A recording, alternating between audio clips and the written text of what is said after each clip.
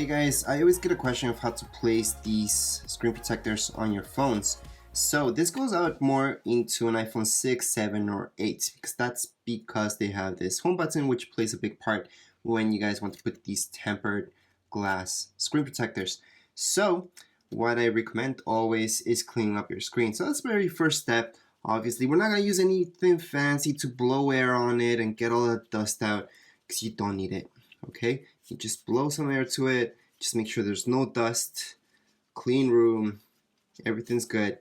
And then I'm gonna show you how to place it. It's basically just dropping it on top, and we're gonna let it do its thing almost by itself. That way you guys will not get any bubbles inside. Tempered glass is always easier than the old school plastic screen protectors, which the plastic screen protectors, by the way, last way longer than these tempered glass ones. Tempered glass tends to crack pretty easy, but it does seem to protect your phone a little bit more. So you will notice there's some dust here still, so just blow on it. As long as you guys blow on it, you will be good to go. We're gonna place this right here, and then your screen protector. If you guys have two of these tabs, make sure to take out the front one first. Although in the instructions you guys will see that it usually tells you take it out after application. Do it right now, okay? And then take out this guy. That's only if you guys have two tabs. And then we're gonna place it right in the middle. Now we're gonna be looking at home button plus up here your camera, and we're gonna try to just align everything. Once everything is aligned, then you drop this.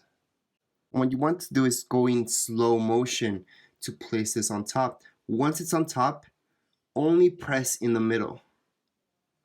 Once we press in the middle, you will see this happening, okay?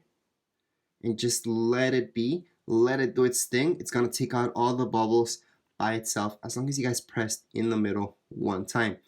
If something's not going out like this right here, which will eventually, just press on it a little bit towards there, and there you go. You do not need a credit card or something like that to push bubbles out.